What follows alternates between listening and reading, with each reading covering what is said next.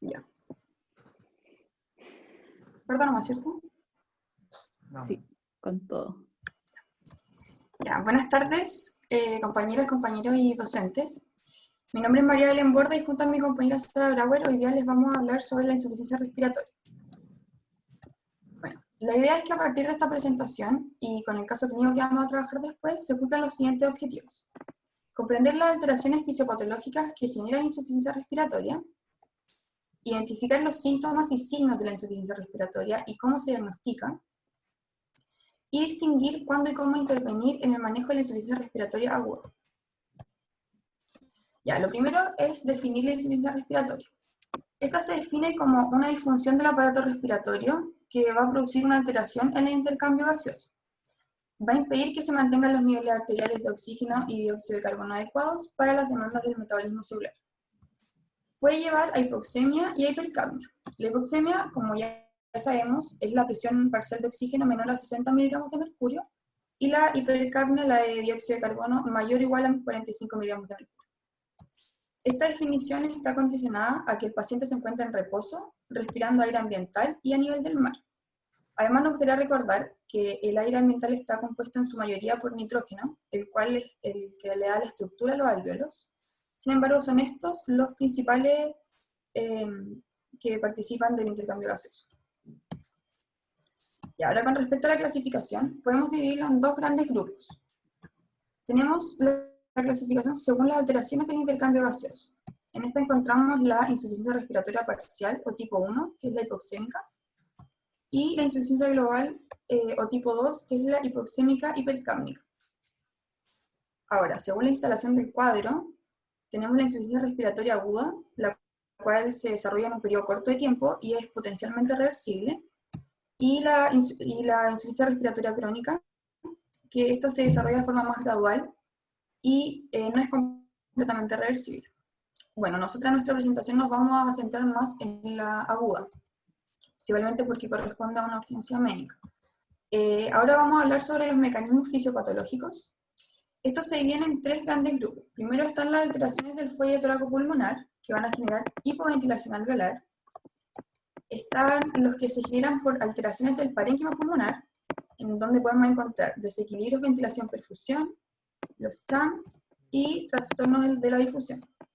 Y además está los que se generan por la disminución de la presión parcial de oxígeno en el aire inspirado.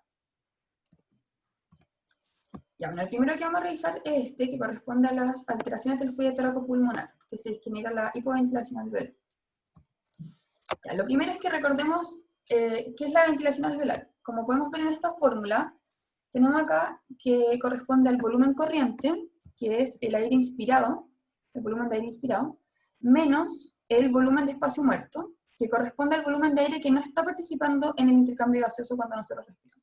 Es como el aire que queda atrapado en las vías aéreas, que corresponde al espacio muerto anatómico, o el aire que queda en los alvéolos que no participen del intercambio, que es el espacio muerto fisiológico.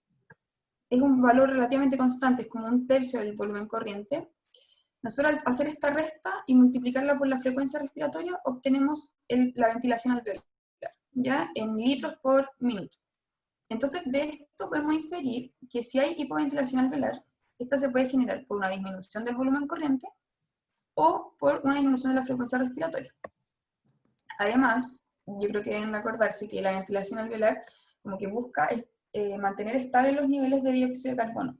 Entonces va a ser inversamente proporcional a las presiones parciales de dióxido de carbono, por lo que principalmente va a generar la hipoventilación alveolar va a ser hipercapnia, o sea, la retención de este.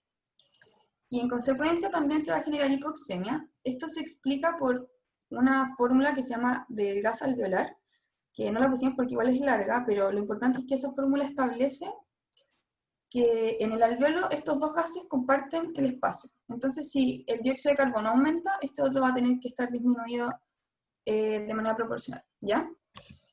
Estas alteraciones del fuelle toracopulmonar se pueden generar por diversas etiologías. Por ejemplo, por una condición que afecta al centro respiratorio, como el consumo de fármacos depresores del sistema nervioso central, por patologías neurológicas que afecten la transmisión de la señal que viene desde el centro respiratorio, se puede ver afectada a cualquier nivel. Por patologías que afecten directamente la musculatura respiratoria o la transmisión neuromuscular, por alteraciones de la caja torácica o por obstrucción de la vía aérea. Y ahora vamos a pasar a los desequilibrios ventilación-perfusión. Bueno, antes recordar que para que se produzca un adecuado intercambio gaseoso, estos dos componentes, la ventilación y la perfusión, tienen que estar en una adecuada proporción. Entonces hay patologías que van como a romper con esta relación, y hay casos en que llega como a tal magnitud en los que se van a ver afectados los gases arteriales. Primero tenemos la disminución de la relación, que es principalmente cuando está disminuida la ventilación. En estos casos se va a producir hipoxemia. Se esperaría que se generara hipercapnia, pero, como dije anteriormente, el organismo como que intenta compensar esto, entonces se produce una hiperventilación compensatoria inicial, por lo que se mantienen como relativamente estables estos niveles, aunque en un caso como más grave, el paciente podría fatigarse y empezar a retener más dióxido de carbono. Se da principalmente en patologías como obstructivas, como podemos ver acá. Estos son ejemplos en el asma, en el EPOC, en la neumonía. Y en estos casos el oxígeno sí sería efectivo, ya que aún existe ventilación. Aunque como que hay que tener cuidado con la oxigenoterapia en este caso, ya que un exceso de oxígeno podría suprimir esa hiperventilación compensatoria que mencioné, entonces generaría hipercapnia. Por otro lado está cuando la relación está aumentada, que es principalmente cuando está disminuida la perfusión. Acá se genera hipoxemia, hipercapnia también. Se dan estas patologías como el TEP, el enfisema, el TOC. Acá podemos ver que aquí está disminuida la perfusión, y acá tenemos como un caso extremo, que en este alveolo no hay perfusión. Y acá es cuando se produce como la versión extrema de esta alteración, que es el efecto espacio muerto. ¿Ya? En estos casos el oxígeno no va a ser efectivo porque el problema está en la perfusión. Es importante saber que este es el mecanismo productor de hipoxemia más frecuente, los desequilibrios. Y ahora tenemos el cortocircuito o TANT, que corresponde a la versión extrema de la alteración de Q cuando está disminuida, como la primera que hablé antes. Esta es, en términos simples, sangre que entra en el sistema arterial sin pasar por áreas que estén ventiladas del pulmón.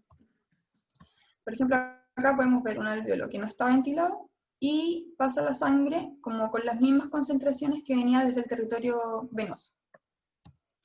Entonces, existen los TANT patológicos, que pueden ser tanto extrapulmonares como intrapulmonares. En estas patologías vemos este fenómeno.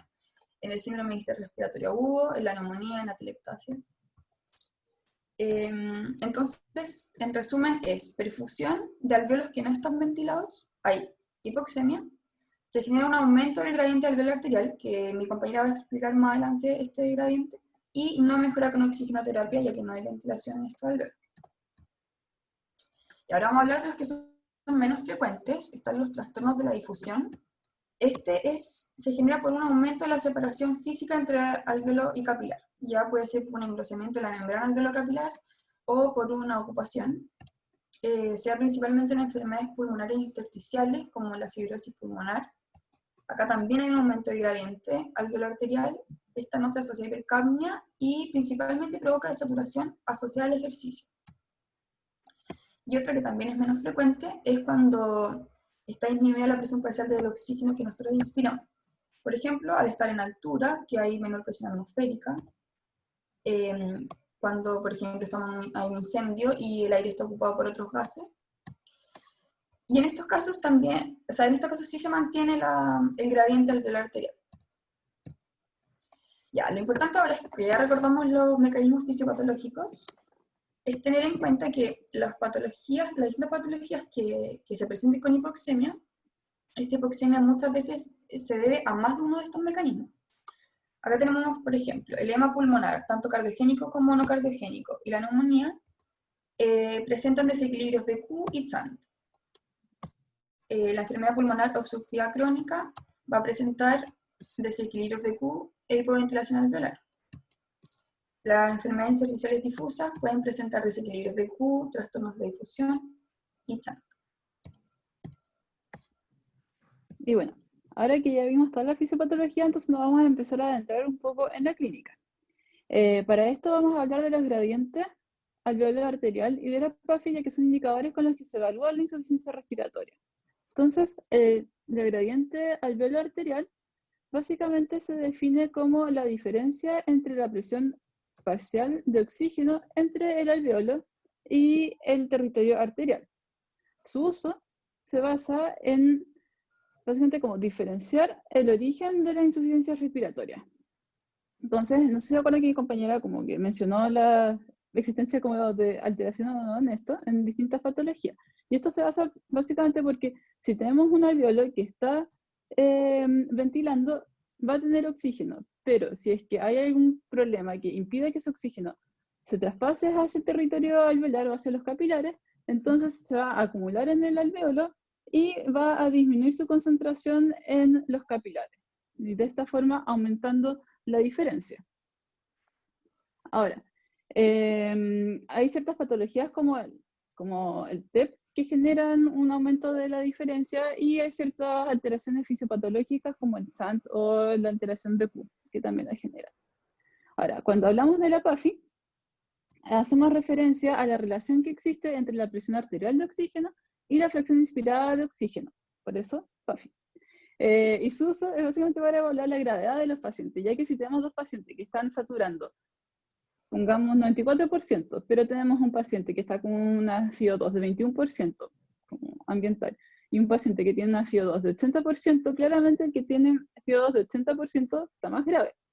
Y con esto vemos que a menor PAFI hay un peor intercambio de gases. Es necesario mencionar que el valor normal de la PAFI es sobre 300. Entonces, ahora queremos ejemplificar todo esto que hemos hablado con dos casos de patología. En primer lugar tenemos el síndrome de distrés respiratorio agudo o SDRA.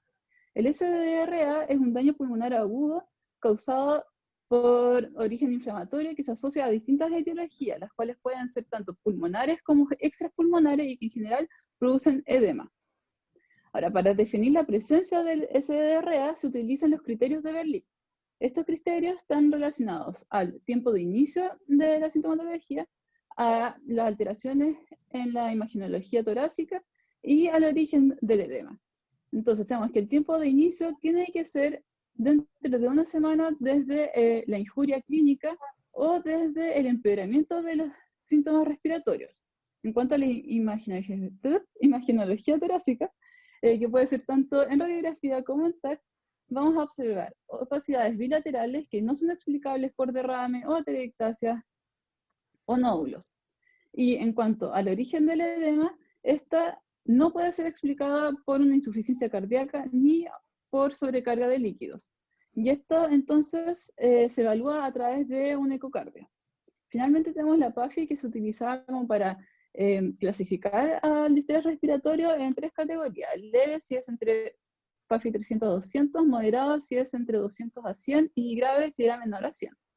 Ahora, la fisiopatología del distrés respiratorio se basa en que el alveolo y el pulmón reconocen una injuria, que como decíamos puede ser tanto del mismo pulmón o externa, y reacciona activando a los macrófagos y provocando esta reacción proinflamatoria muy grande, ya sea a través de las citoquinas proinflamatorias, de la activación de otras células, y todo esto va a generar una alteración de la barrera alveolo-capilar.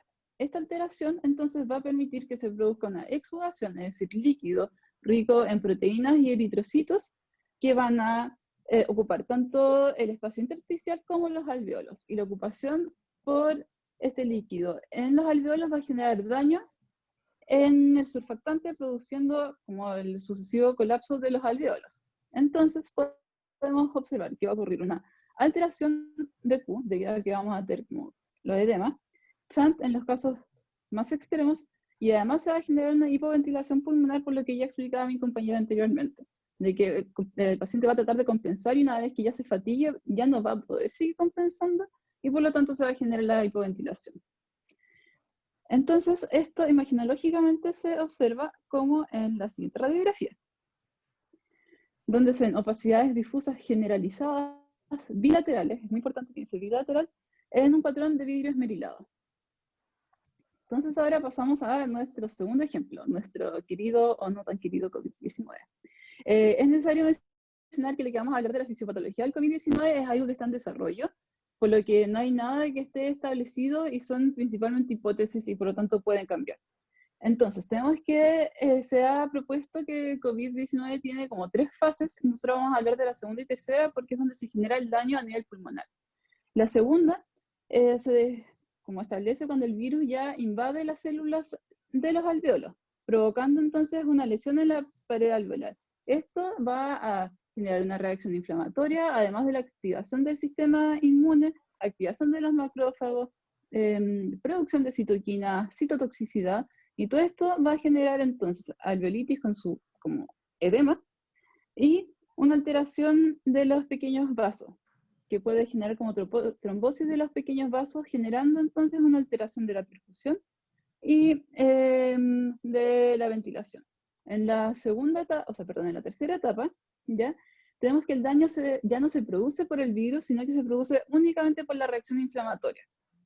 Esta reacción inflamatoria va a continuar generando lesiones alveolares, lo que va a producir entonces un edema alveolar, y también se va a seguir generando una lesión en el endotelio.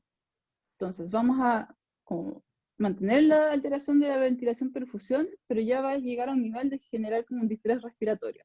Y por otro lado, además tenemos que la lesión endotelial asociada a otros factores van a generar trombosis, llevando a TEPS.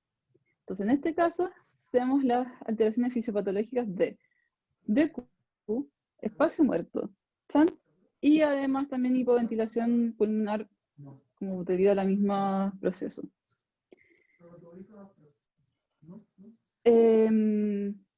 Entonces, ¿qué hacemos si nosotros como médicos nos enfrentamos a un paciente con insuficiencia respiratoria? Vamos a llegar y en la anamnesis lo más importante es la disnea.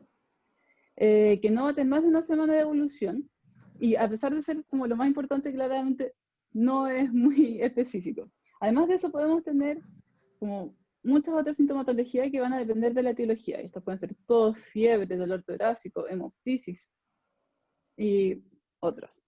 Al examen físico nos vamos a encontrar con signos de hipoxias como cianosis, taquicardia, taquipnea. También nos vamos a encontrar con un aumento del trabajo respiratorio con uso de la musculatura accesoria, además de la fatiga muscular, si esto se mantiene, produciendo una respiración paradójica, de hiperadrenergia con sudoración, agitación y compromiso de la conciencia, que se puede ver como confusión o incluso coma. Entonces, para el manejo de estos pacientes nos vamos a situar en 2 escenarios distintos. Primero, imaginándonos que estamos en APS, y en APS no tenemos como para hacer gasometría, entonces nos vamos a basar en la saturación. Entonces hay que tener cuidado con las saturaciones menores a 90%, y hay que derivarlas. Se preguntarán por qué. Vamos a volver a segundo con este hermoso gráfico, donde se observa que si la hemoglobina, o si tenemos como una saturación del 90%, tenemos una presión de oxígeno arterial del 60%, y como ya le hemos repetido, menor a 60 es igual a insuficiencia respiratoria. Entonces, si nos encontramos con eso, hay que derivar a un centro de mayor complejidad. Además, si es que tenemos disponible un electrocardiograma, podemos realizarlo para ver si es que existen como posibles signos de isquemia miocárdica, como un posible diagnóstico diferencial. Si nos encontramos en un contexto hospitalario, entonces vamos a realizar una gasometría arterial, para con esto evaluar la presión arterial de oxígeno y de dióxido de carbono, evaluar también con esto la PAFI y la diferencia alveolar arterial.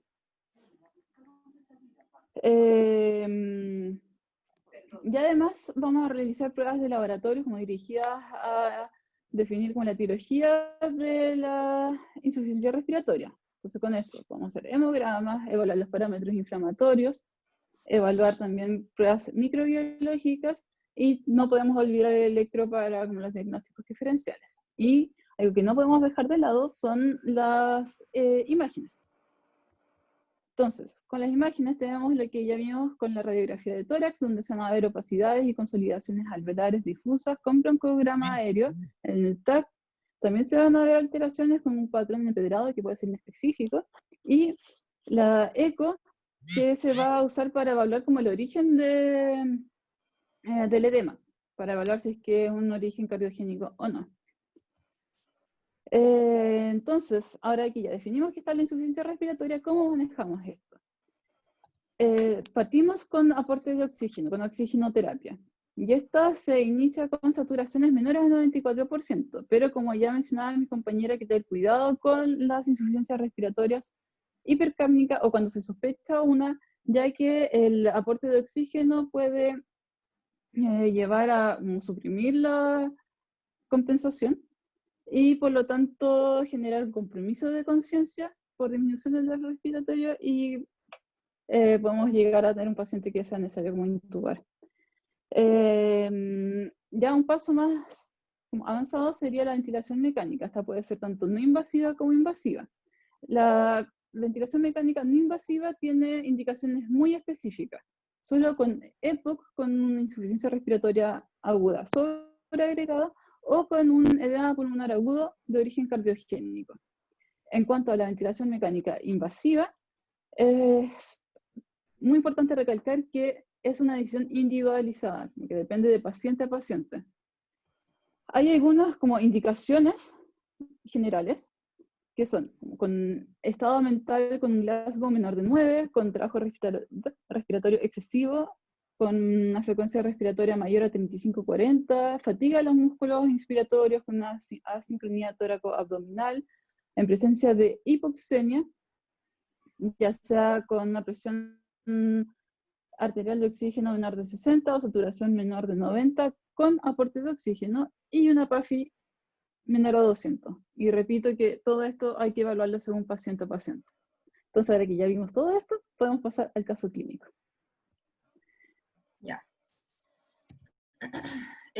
Ya, primero tenemos un paciente hombre de 53 años. Espérame un cachito, que había una pregunta. Ay, es que ya no veo eso.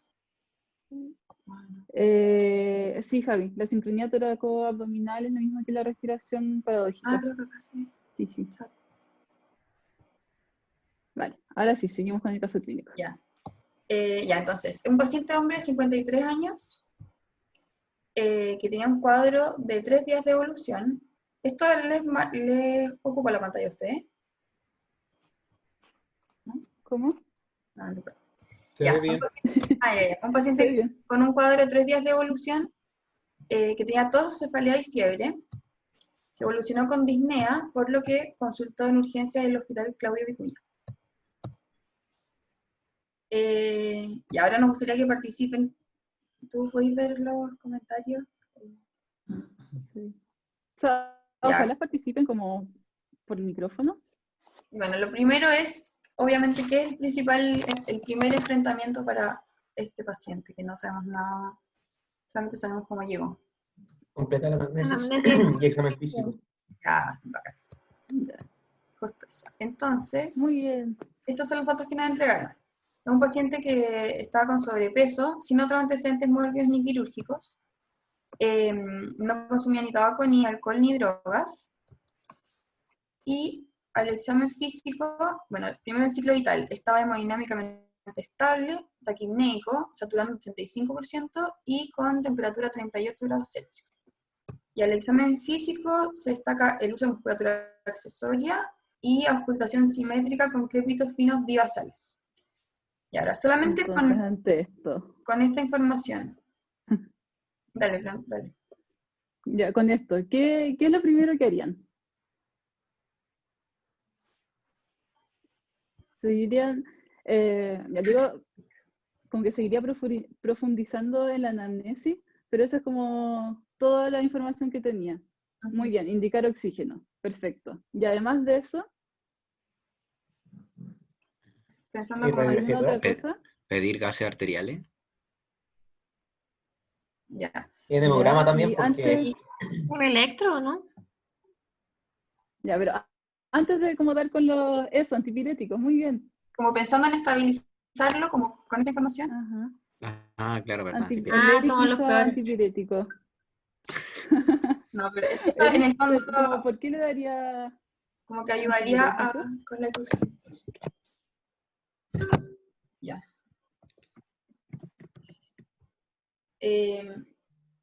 Ahora, pensando en sospecha diagnóstica.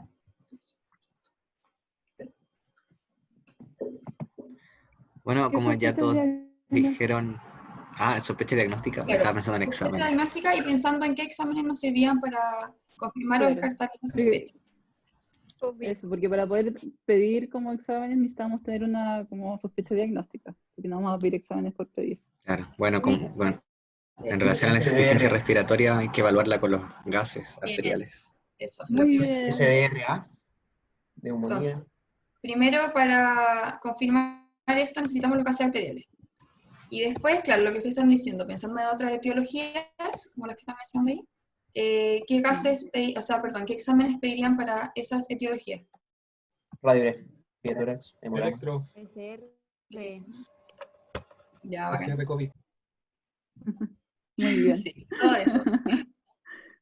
Ya. Entonces, Y tenemos acá tenemos, hemograma. bueno, no sé si lo alcanzaron a ver, pero son lo mismo que dije. Y acá tenemos los resultados de los exámenes.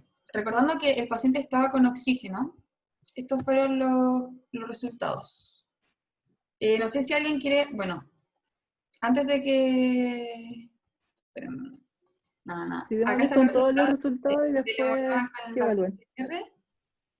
Y como les pidieron otros exámenes también en busca de etiología, tenemos estos exámenes. Entonces, no sé si alguien quiere participar y decir qué encuentra anormal o lo que quieran. ¿Qué les parece extraño de todo esto? La PCR está brutal. Ahí está. ¿Ya? Sí, No, no es muy bien. infeccioso el hemograma.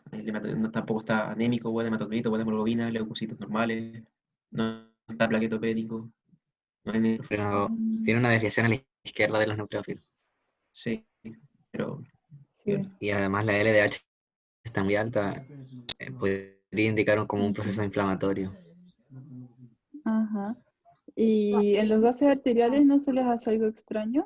Bueno, el oxígeno está como normal, pero quizá está como un poco hipercápnico. No recuerdo los valores. Ajá, O sea, en Pero relación sí. a la PAFI, para está bajo el poder oxígeno. evaluar bien eso debería estar al 21%, ¿o no? Ya. Esa es como la Para idea de eso, la PAF, ajá, que para eso se usa la PAFI. como para evaluar realmente el estado del paciente, aunque esté con una FIO2 distinta a la normal. Entonces estaría baja la PAFI para ese paciente. Pero eso es lo que Ajá, queríamos decir ahora, entonces, podían calcularlo eso. a partir de lo que le decíamos. Así se calcula. ¿Y la FIO es el 21%? ¿Se toma ese valor? No, tiene la FIO2 Ah, ahí del está, no lo había visto, 80%. claro. Está al lado. Sí. En el Me da fondo, 93, creo. bien, en el fondo pensando que si él estuviera con la FIO2 ambiental, esto estaría pésimo. Solamente se ve como relativamente bien porque está con Claro, esto. con la FIO2 de 80. Entonces, esa es lo que da la PAFI. Sí, y no sé si alguien se acuerda del valor normal de la PAFI, Era como 300. Ayer era 300. entonces está como muy mal. Wow. Ya, y también queríamos saber si alguien cacha Espera, por qué... el doc, Ya, eso es que está diseñado para que en verdad caigan en eso. Pensar que la PO2 es normal, porque la verdad es que por eso vamos a seguir usando la PAFI, porque van a leer por ahí que la PAFI ya no es un buen discriminador en COVID. Sí, sí. No. Lo que nosotros hacemos con la PAFI es que si el paciente aparenta tener los gases normales, la PAFI nos dice en el fondo cuánto requerimiento de oxígeno adicional al ambiental es el que necesita, ¿ya? Y en este caso se saca con el PO2, ¿ya? Que es 74.9, y la FIO2, que es la FIO2 como fracción, o sea, en el caso de 80 es dividido 0.8, ¿ya? Por ejemplo, si la PO2 es 60 y la FIO2 es 50, se multiplica por 2, sería 120, ¿ya? 0.8 por 0.5. Porque tienen que aprender a sacarla, porque por la prueba probablemente va a un ejercicio de una PAFI fácil, ¿ya? como ente discriminador. Si tienen un paciente, una PAFI sobre 300, probablemente usted le está poniendo mucho oxígeno y le está sobrando. Ya. Sí. Y lo otro, ahí no hay hipercapnia, hay una hipocapnia. Sí. Por si acaso. Ay, sí, sí, sí. Alguien dijo hipercapnia, ¿no? Está disminuido. Sí, no, es un poco cambio. Sí. Ya, sigan. Sigamos. Ya, bueno, lo otro que queríamos, como ellos estaban pensando también en COVID, pidieron el LDH, ferritina, pero eso no va al caso, pero Era- sí están muy aumentados. El número D también. Ya. Ahora, como ustedes también pidieron imágenes, tenemos la radiografía de tórax del paciente. No sé, nos gustaría que si ¿Quién? alguien se ofrece para comentar lo que quiera de la radiografía.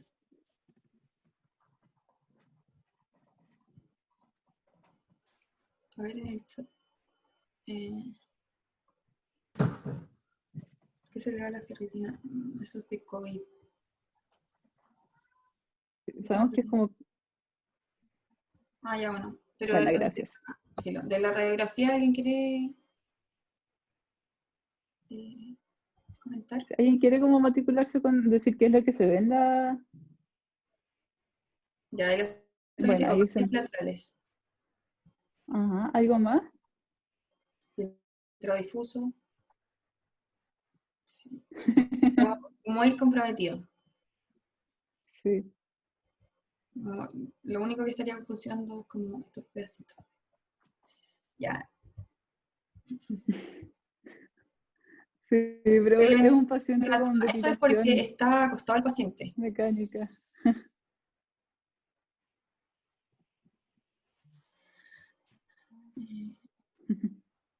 Radiografía portátil. Eso lo dijo el doctor. Sí, Sí. por eso.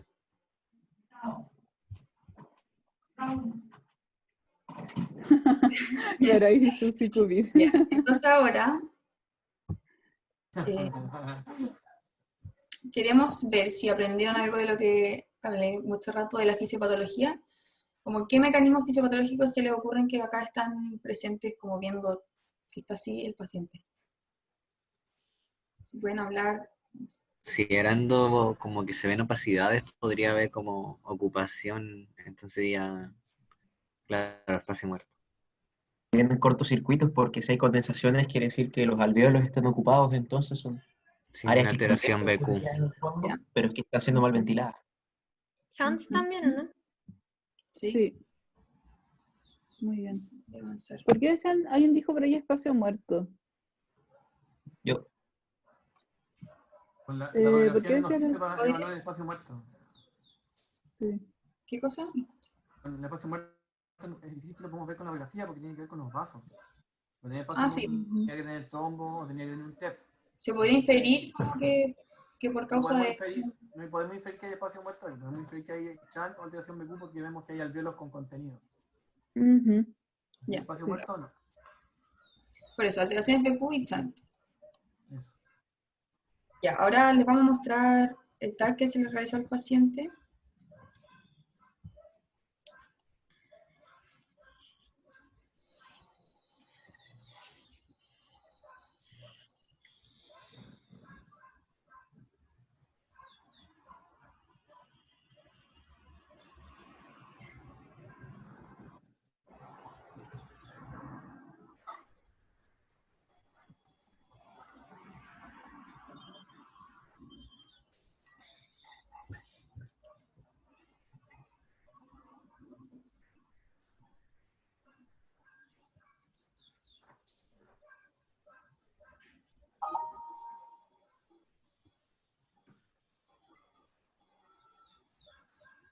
Ya.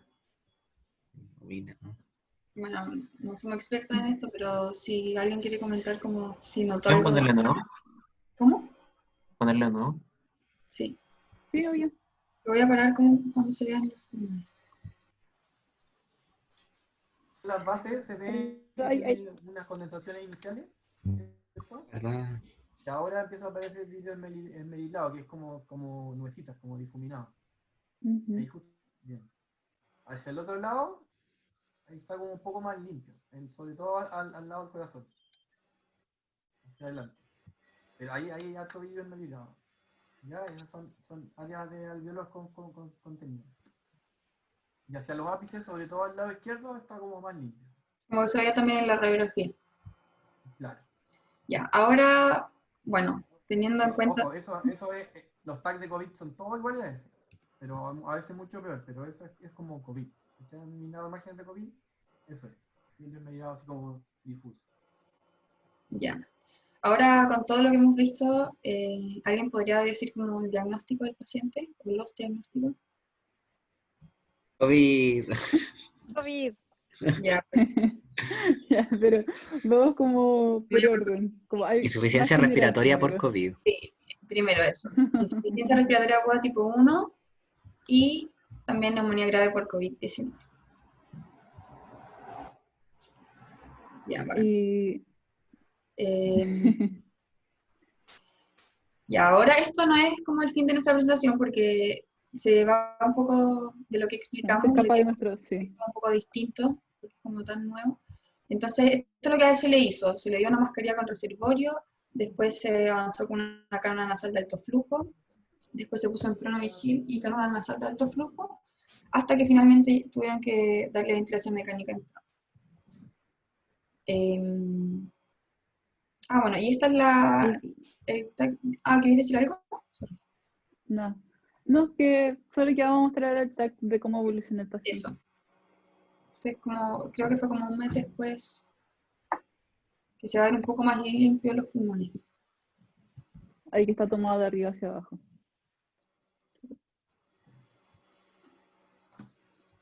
Sí, la cánula nasal de alto flujo es ventilación no invasiva.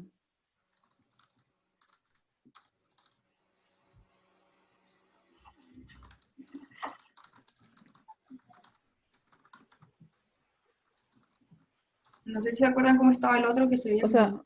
es no invasiva, pero no es mecánica.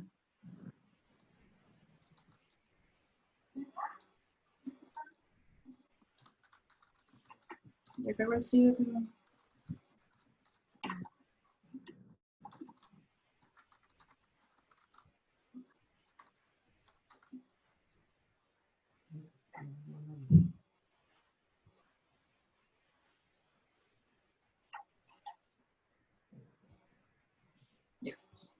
Y eso.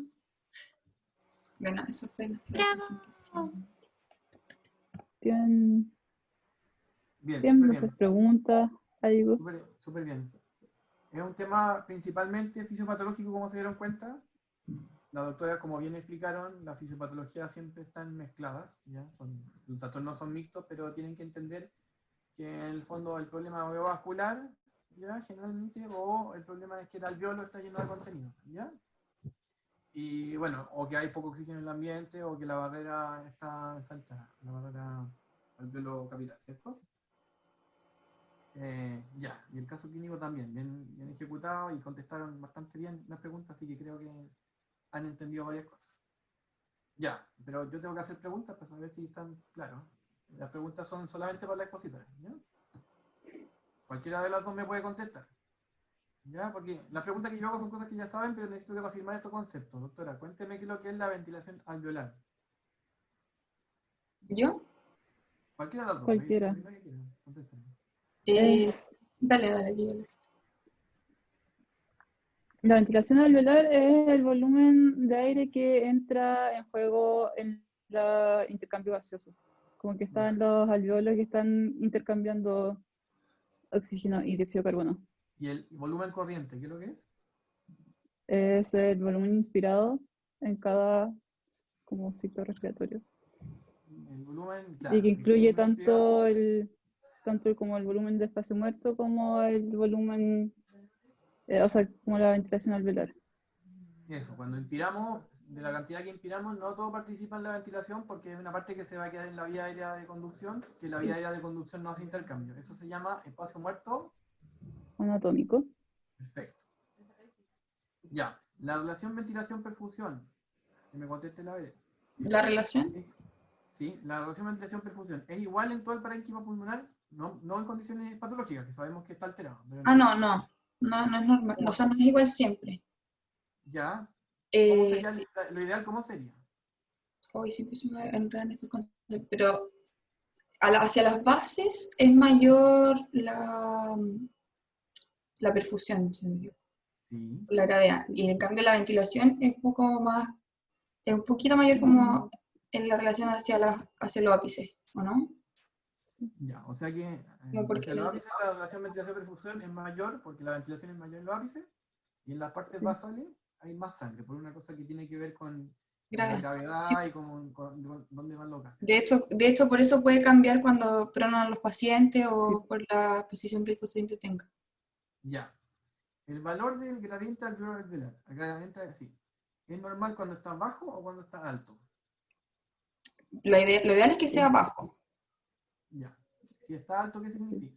que hay un problema en el paso del aire como del alveolo a los capilares, porque en el fondo se aumenta la diferencia de lo que está pasando. ¿Y qué enfermedades, por ejemplo, entonces tendrían un gradiente alveolar alveolar normal? ¿Qué paciente llegaría disneico con gradiente alveolar alveolar normal? Uno que esté con hipoventilación, o sea, ¿Ya? sí, con hipoventilación, Sí, hipoventilación. porque no se ve en ese caso como afectada la difusión, por decirlo así. Sí. ¿Y qué otro Como el paciente? intercambio gaseoso. Pero yo se lo dije yo. Sí, estas preguntas son sopladas. ¿Cuál ¿Quién tiene dijiste? ¿Qué paciente tiene diferencia alveolar arterial normal? ¿El otro trastorno o en patología? No. ¿Qué patología? ¿Qué patología específica? Ah, tengo que pensar. Que sibilan. Los EPOC, Eso, el EPOC y el asma. Po. sí. Un paciente que tiene parénquima bueno, pero que el problema está en la vía aérea, ¿cierto? Bien. Ya voy a hacer una pregunta, pero la va a contestar tu compañera, ¿no? Sara. Ajá. No aplaude. Paciente de 65 años, ¿ya? Con antecedente de hipertensión arterial, a las 7:30 de la mañana la trae el SAMU porque tiene disnea súbita, que se despierta con disnea, ¿ya? Ojo, Ya. una paciente así, muy disneica, ¿ya? Con saturación de 78, frecuencia respiratoria de 35, frecuencia cardíaca de 140 y presión de 220-140. ¿Cuál es el mecanismo principal de su falla respiratoria? Les presenté un caso típico, es un paciente típico. Paciente con disnea aguda e hipertensión.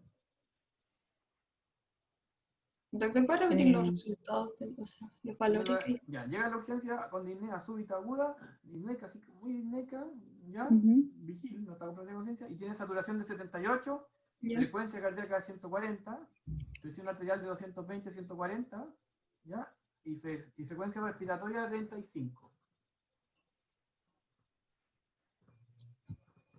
Mm, como por, o sea, no sé si pero podría ser como por una insuficiencia cardíaca ¿Cuál sería descompensada, el que diagnóstico sería una principal? alteración del BQ, Eso. que estaría como generando espacio muerto. Ya, pero ¿cuál es el diagnóstico? Pues si tuvieron la presentación el otro día y fue una buena presentación. ¿No? La cardiogénica, EPA cardiogénico. Sí, Es un pulmonar agudo, es la presentación ajá, clásica de un pulmonar agudo. Brusco, intenso, con presión arterial elevada, paciente en la mañana, sí. porque acuérdense que las presiones arteriales tienen un ciclo circadiano, entonces generalmente los pacientes en la mañana son más hipertensos y son más taquicárdicos, ¿ya? Si tienen un corazón malo, y no es infrecuente que nosotros yo trabajé todo años en la urgencia, 5 años, y cuando estaba en la urgencia, uno terminaba el turno a las 7:30 y llegaba a la ambulancia con un paciente en EPA. Y era súper frecuente porque despertaban y se les disparaba la presión y se daban un pulmón agudo. ¿Ya? Ujú. Y el pulmón agudo, como lo vimos, es como, ¿qué es lo que pasa? Fisiopatológicamente sale, por un aumento de Líquido se presión hidrostática, genera, el agua sale de los vasos y se va a los sí. alveolos. ¿Y qué alteración Ujú. es esa? Es una alteración de cubo o un chanto. Ya lo dije. BQ que genera chan. Ya. Bien que los temas entre ellos se van mezclando. Ojo que por ahí alguien dijo que era un IAM, pero es improbable que sea un IAM, pues si no, ni siquiera tiene dolor torácico. ¿Ya? Aunque sí, dentro de los riesgos diferenciales, el paciente que por primera vez tiene que pensar bien. ¿Ya? Yo tengo una duda, es que me estoy confundiendo un poco, entre la alteración BQ y el espacio muerto. Ya, El- es que el espacio muerto es una alteración extrema. Esa es la diferencia. Ya, eso. es ¿Ya? Eso. lo A mismo eso que el va. chant, Las dos- pero para el otro lado. la alteración BQ tiene dos espectros, ¿cachai? Uno es el espacio muerto y el otro es el chant. Y lo que está entre medio de eso es alteración BQ. Ya, Eso perfecto. claro, es como va a entender las cosas nomás, pero no es algo clínico, no lo vamos a usar como algo clínico, ¿ya? Ya, y la última pregunta. ¿A quién se la hago? Ya se la vamos a hacer a alguien del público, vamos a buscar. ¿Quién es Diego Aragón? ¿Está por ahí? Aquí estoy. Ya, don Diego. ¿Qué es lo que haría usted con este paciente entonces? Que llegó ahí desaturando, taquipnéica, hipertensa. Llega a la urgencia. ¿Qué es lo primero que hace? Pero ya teniendo la imagen o sin tener. No, pues nunca tenemos la imagen. Tenemos un paciente que se está muriendo. Ah, primero eso, el ABCDE. Ya. ¿Dónde va a atender este paciente en la urgencia? ¿A qué lugar, a qué sala lo va a llevar? Ah, no sabría decirle porque nunca he estado en la urgencia. Ah, pero ¿A reanimación o no? Reanimación. Rea. me dio un poquito de pena, pero ya van a conocer la urgencia. Pero generalmente cuando un paciente está en la urgencia hay box de atención y hay un reanimador y hay una sala hospitalizada. Esas tres cosas hay. Entonces, si este paciente está desaturando, taquicárdico, hipertenso, muriéndose, ya se ha empezado. Tienen que llevarlo a la reanimación, por cierto. Claro, Cuando ustedes tengan un paciente que esté muy grave y que vean que está muriendo, que necesita oxígeno y que necesita que le hagan cosas ahora ya, porque no le van a dejar indicaciones y se van a ir a ver otro paciente. A este paciente tienen que dedicarse a él porque si no se les va a morir, ¿cierto? Así que lo Claro. llevan al reanimador. Diego, ¿qué hace usted en el reanimador? ¿doy ventilación mecánica no invasiva en este caso o no? ¿O no? No, pero ¿por qué? ¿Por qué van tan lejos? Primero parto con oxigenoterapia. Alguien dijo la ABC, ya. Ese paciente Ah, está pero- despierto y conversando no le ponemos un tubo, por supuesto que no, ¿cierto? Claro. Ya. No. Hay una pregunta en la prueba que es de esto y que generalmente algunos le ponen el tubo inicial. Pero a este paciente hay cosas que le podemos hacer antes. No es necesario que le enchufemos un tubo, porque lo durmamos y le pongamos un tubo si podemos Por eso primero dije no invasiva primero. hacer cosas, ¿cierto? Muy bien. Entonces lo primero que va a hacer usted es ponerle oxígeno. Claro. Ya, perfecto. Con eso ya vamos a subir la saturación. ¿Y qué más vamos a hacer con él? Mm. No quiero que me digan el fármaco, quiero que me digan qué más le harían. Y está taquicárdico, hipertenso.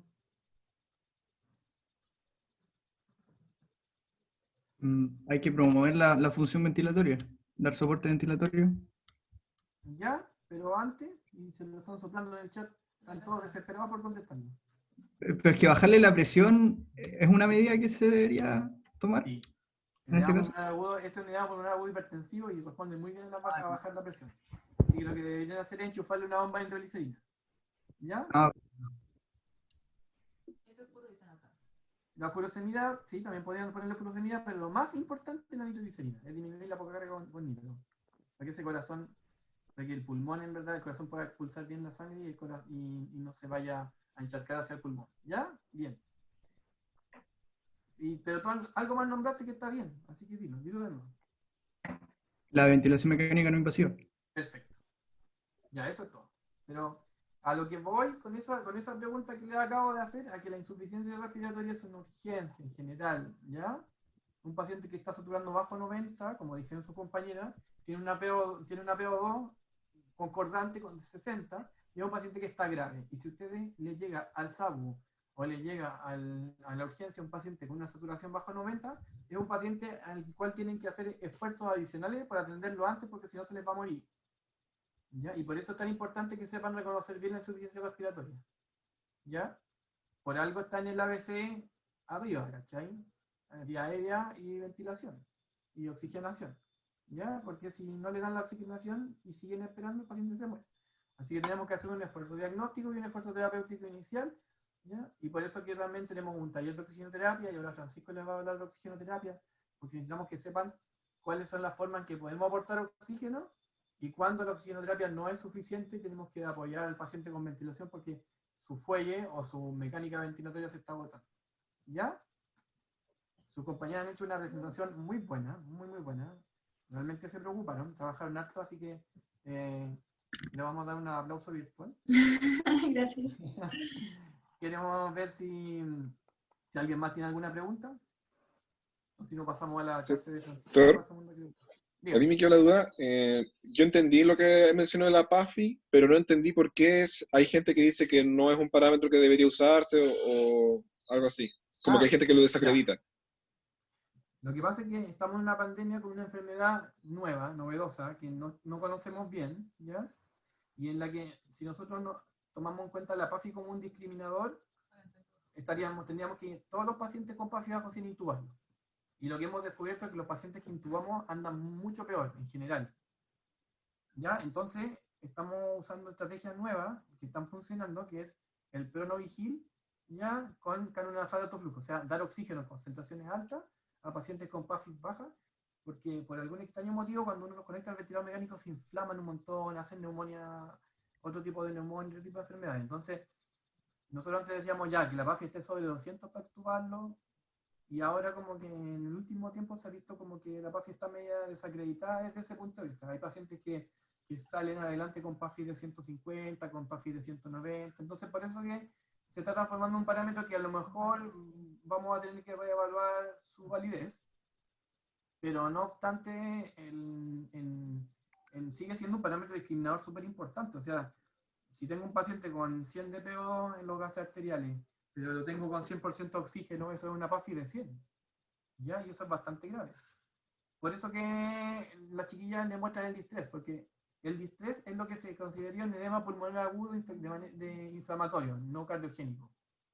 Y es como una de las bases de insuficiencia respiratoria. Es una de las enfermedades donde la mayoría de los mecanismos fisiopatológicos están presentes, y ahí tienen que usar la PAFI como ente discriminador. ¿Ya? La medicina tienen que entender que va a ir variando, va a ir cambiando y no es lo mismo. ¿Ya? De hecho, incluso cuando veamos la clase de sepsis, se va a dar cuenta que estamos usando una definición antigua porque la nueva no nos acomoda para el diagnóstico. ¿Ya? Entonces, lo mismo va a ser con la PAFI. Vamos a tener que replantearnos, pero ustedes tienen que conocer la PAFI para que hagan ese switch de que el paciente que tiene mucho oxígeno suplementario, a pesar de que tenga gases buenos, está grave. Gracias.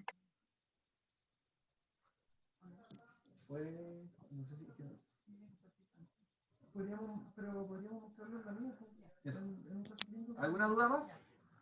Yo tenía una pregunta del tratamiento, porque en el EPA cardiogénicos, como que el tratamiento es como bien establecido, así como la nitro, todo eso, pero en este caso, en el que no es cardiogénico, ahí la nitro no está indicada, por lo que entendí. No, tienen que tener mucho cuidado de no pasarle nitro a un edema. Mira, ¿Y cómo? la nitro se pasa en el edema cardiogénico, que además es hipertensivo. Si Ya. un paciente con 90-60 de presión, está en shock. Entonces no pueden pasarle nitro. El edema pulmonar cardiogénico hipertensivo. Hay una tablita que dice que el paciente está frío, que está tibio, que está hipertenso, que está hipotenso.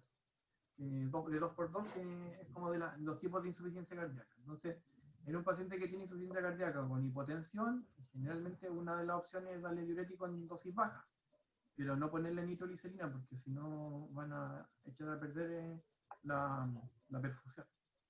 En ese caso, entonces, no sería necesaria la búsqueda etiológica con el ecocardio, o sea, solamente con la clínica y la presión arterial yo puedo saber si le doy nitro o no, como así de primera. El paciente con edema pulmonar agudo hipertensivo es un paciente que, por eso le dije un caso clínico tipo, si de hecho lo escribí recién, no es un caso clínico, es un paciente que llega siempre. Ya, ahora me quedó más claro. Muchas gracias. ¿Ya? ¿Alguna otra duda? La PAFI, ¿cuánto es lo normal? Lo normal es que la PAFI generalmente sea sobre 300. Y cuando se intuba, no depende de la PAFI. Se intuba, hay que ser bien criterioso para la intubación, pero generalmente si están con una PAFI bajo 150, bajo 200, tienen que evaluar la mecánica ventilatoria del paciente, ya, la frecuencia respiratoria, un paciente tiene una frecuencia respiratoria de 40, un paciente que requiere soporte, ya, un paciente que está con exceso de CO2, el CO2 es muy difícil sacarlo, entonces también requiere soporte ventilatorio. Si está con CO2 es porque está hipoventilando, porque ya no puede seguir compensando su falla respiratoria. Así que ese paciente también tienen que intubarlo. Ya, el paciente con Glasgow menor de 9, o sea, que la indicación va por protección de vía aérea, también es un paciente que se intuba, pero la PAFI, como por sí sola, ustedes igual van a ver por ahí algunos libros que les dicen, tal PAFI se intuba, pero no se discrimina solo por eso. Como lo que les estoy diciendo, hay pacientes que están acá con PAFI de 100 y no los tenemos intubados, los tenemos en pronovigil con cálculo nasal. Entonces, por eso la literatura antigua, probablemente hasta el año pasado, les va a decir PAFI 150 intuben. Pero estamos siendo un poco más cautos con eso porque estamos dándonos cuenta que la intubación nos genera daño en algunas enfermedades, mucho daño. ¿Claro todo? Ya, bien. Ya, súper. Vamos a hacer 10 minutos de recreo. A las 3:20 partimos la clase de Francisco.